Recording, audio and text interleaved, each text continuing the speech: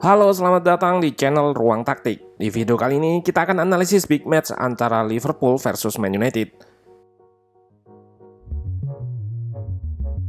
Kedua tim saat laga ini dihelat menduduki peringkat 2 dan 1 klasemen. Man United sedang dalam berada 12 laga nggak terkalahkan di Liga. Sementara Liverpool, meski musim ini diterpa badai cedera dan menderita kekalahan pekan lalu dari Southampton, nyatanya masih bisa menjaga form untuk tetap berada di papan atas. Kedua tim menunjukkan kekecewaan atas hasil seri. Ini menunjukkan bahwa kedua tim sama-sama ingin menang dan bermain cukup terbuka. Lalu bagaimana jalannya laga kedua tim ini dilihat dari perspektif taktikal? Let's go, kita bahas sama-sama.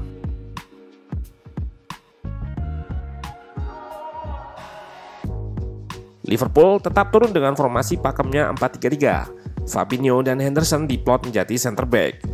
Thiago bermain sebagai deep lying playmaker dan ada Shaqiri di posisi gelandang kanan.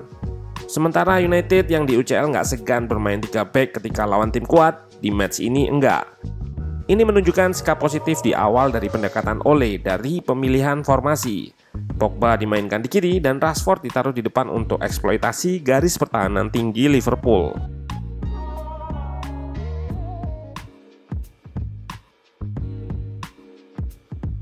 Taktik ini bisa dibilang tepat, namun eksekusinya kurang baik seperti di klip ini saat Fred berhasil lepas dari counter press Liverpool lewat umpan 1-2. Kecenderungan Liverpool untuk mengaplikasikan pressing yang tinggi bikin Ole menempatkan Rashford untuk eksploitasi ruang di belakang backline.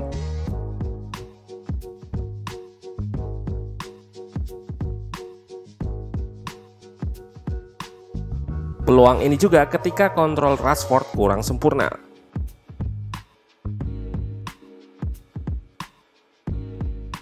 Masalah lainnya adalah seringnya Rashford berada dalam posisi offside.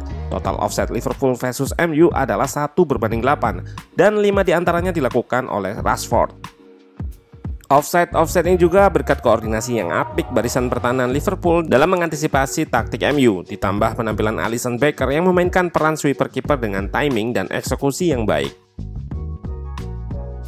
Karena mengincar quick transition, MU nggak banyak menguasai bola.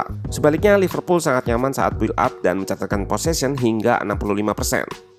Juga PPD MU sangat besar, yang artinya Liverpool cukup banyak melakukan umpan meski di press.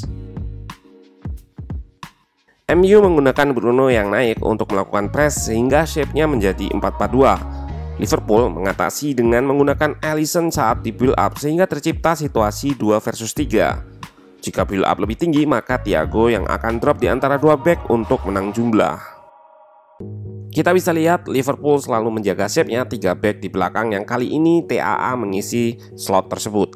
Hal ini bertujuan untuk memberikan keamanan melawan 2 pressure MU, juga kecenderungan Hendo yang ke sayap.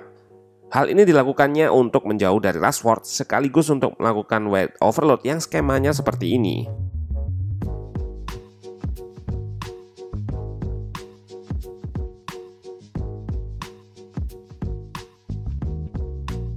Dengan Robertson yang juga ke sayap, maka akan memberikan ekstra pemain kosong.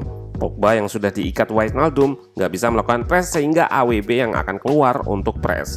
Hal ini membuat ruangnya dieksploitasi oleh winger dan back MU bergeser untuk menutupnya. Di sisi terjauh ada winger lain yang siap menerima switch atau perpindahan arah serangan. Seperti di menit 40, Henderson melebar sekaligus melakukan progresi dari sayap. Salah dan Firmino drop untuk menarik Lindelof dan Maguire keluar dari posnya sehingga shape bertahan MU nggak bagus. Robertson menerima bola dan sempat mendapat gangguan hingga melakukan switch ke sayap lainnya yang di momen ini diantisipasi baik oleh Shaw. Beda halnya di menit 33 saat Lindelof bisa dieliminasi. Salah tinggal berhadapan dengan Maguire, back terakhir, sementara Lindelof recovery run. Lalu Firmino datang dari belakang untuk melakukan shoot meski ada Mane yang berdiri bebas. Yap, finishing yang jadi kendala Liverpool di beberapa pertandingan terakhir. Dari nilai XG yang tinggi ini, Liverpool hanya mencetak 1 gol. Nilai XG ini menunjukkan Liverpool menghasilkan nilai peluang hingga 6,43, namun yang dikonversi menjadi gol hanya 1 di 4 pertandingan terakhirnya. Liverpool banyak menyia-nyiakan peluang di menit ke-12 hingga menit ke-30-an, sementara Man United baru mendapatkan peluang di akhir pertandingan. Grafisnya melonjak sangat tinggi meskipun peluangnya nggak sebanyak Liverpool. Ini menunjukkan bahwa meski nggak banyak menguasai bola, namun taktik transisi cepat MU sangat berbahaya. Finishing dan kecemerlangan Alisson jadi faktor yang menghalangi konversi gol Man United. Dari passing map yang dibikin United malam ini, dijelaskan bahwa di babak pertama Man United cukup struggle bikin banyak umpan di daerah lawan.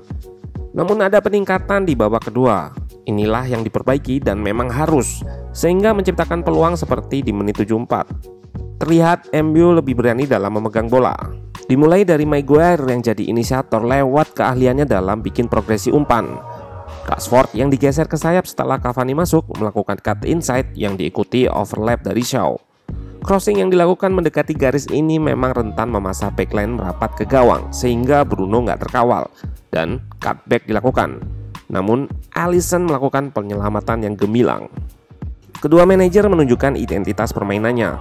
Klopp terlihat sukses memaksa MU di babak pertama bermain di areanya sendiri dengan high pressing. Sementara Ole dengan transisi cepat yang banyak dieksekusi kurang baik.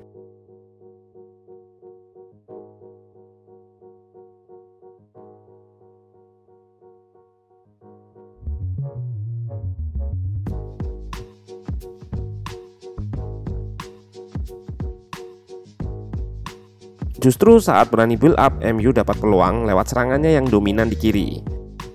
Klopp juga menunjukkan struktur build up yang baik saat MU menerapkan high press. Ini yang bikin MU menurunkan passing box-nya dan lebih banyak bermain dengan medium block.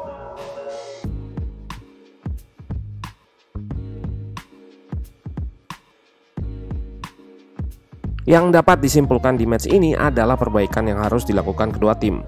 Klopp harus memperbaiki segera finishingnya, dan Ole kehilangan banyak possession yang sebetulnya bisa bikin banyak peluang. Transisi cepatnya nggak banyak mengancam di babak pertama. Ini juga karena eksekusi akhir yang kurang baik ditambah antisipasi Klopp menggunakan sweeper kiper dan jebakan offside. Meski 0-0 pertandingan ini secara taktikal nggak membosankan, kedua tim sudah menampilkan hasil maksimal terutama barisan pertahanan.